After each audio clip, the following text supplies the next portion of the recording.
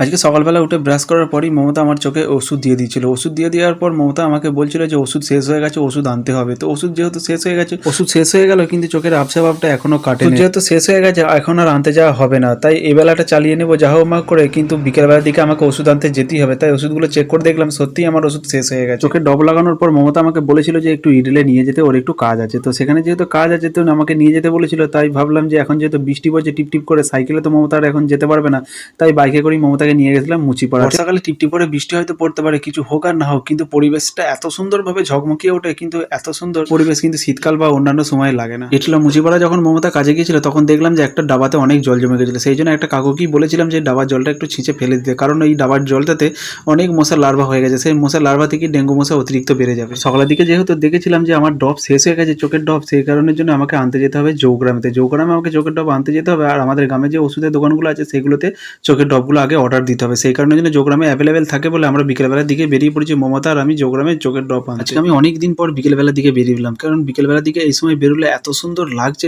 বাইরের পরিবেশটা, মনে হচ্ছে যেন একটু নিজে একটু পাখনা গজিয়ে একটু উড়ে উড়ে বেড়াই। তো চলো বন্ধুরা, আজকের ভিডিওটা এখানেই শেষ করলাম। ভালো লাগলে অবশ্যই চ্যানেলটা সাবস্ক্রাইব করে দিও, আর যারা ফেসবুক থেকে দেখছো অবশ্যই পেজটাকে একটু ফলো করে দিও।